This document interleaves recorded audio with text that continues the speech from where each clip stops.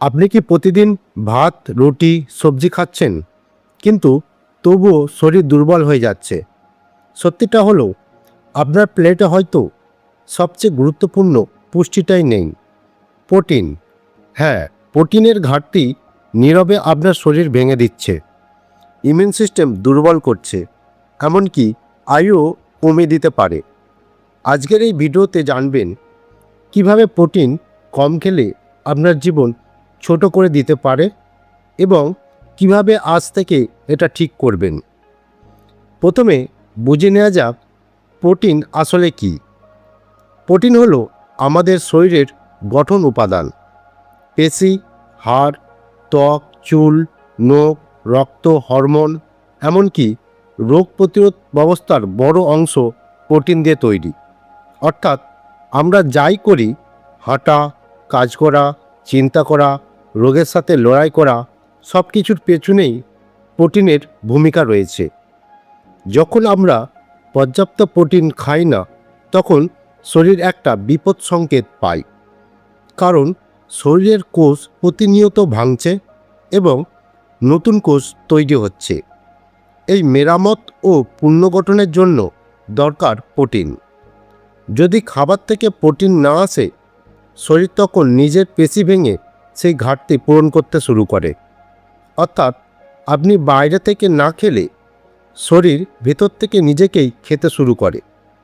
ধীরে ধীরে পেশি কমে যায়, দুর্বলতা বাড়ে, শক্তি কমে যায়। এখানেই শেষ নয়, পেশি কমে গেলে শুধু শক্তি কমে না, বয়স বাড়ার গতি বেড়ে যায়।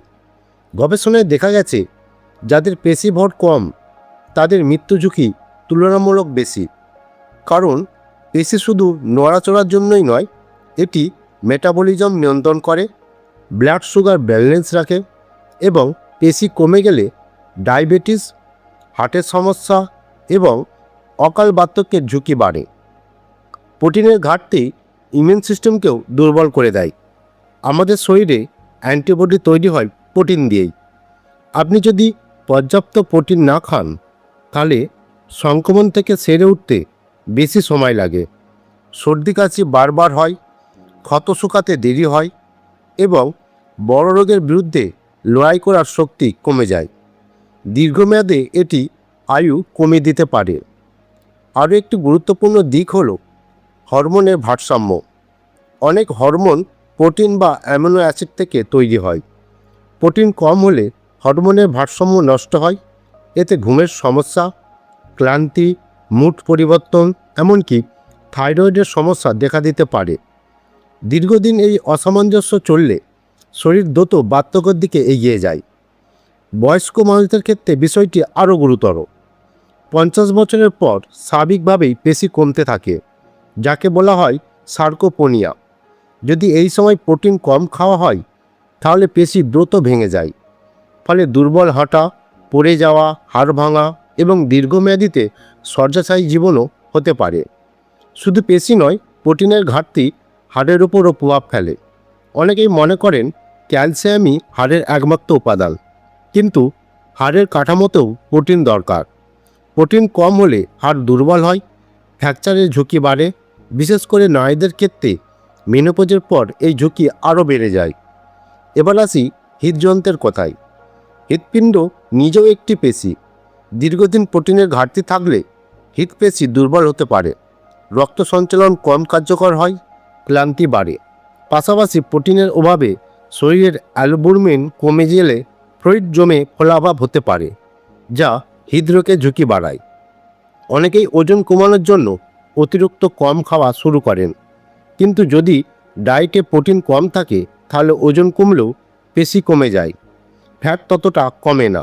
ফলে শরীর দুর্বল হয়, মেটাবলিজম স্লো হয়ে যায় এবং ভবিষ্যতে ওজন আরও দ্রুত বাড়ে। এই চক্র দীর্ঘমেয়াদে স্বাস্থ্যের ক্ষতি করে এবং আয়ু কমাতে ভূমিকা রাখতে পারে। এখন প্রশ্ন, প্রতিদিন কতটা প্রোটিন দরকার? সাধারণভাবে একজন সুস্থ প্রাপ্তবয়স্ক মানুষের প্রতি কেজি ওজনের প্রায় 0.8 থেকে 1 গ্রাম প্রোটিন প্রয়োজন। অর্থাৎ কারো ওজন যদি 60 কেজি হয়, তাহলে তার প্রতিদিন অন্তত 48 থেকে 60 গ্রাম প্রোটিন দরকার।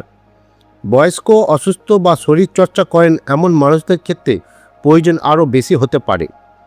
প্রোটিনের ভালো উৎস কী কী? ডাল, ছোলা, মুগ, মাসকলাই, সয়াবিন, দুধ, দই, ডিম, মাছ, মুরগির মাংস, বাদাম, বীজ এসবই ভালো উৎস। নিরামিষভোজীদের ক্ষেত্রে বিভিন্ন উৎস মিলে খাওয়া জরুরি, যাতে সব প্রয়োজনীয় অ্যামিনো অ্যাসিড পাওয়া যায়।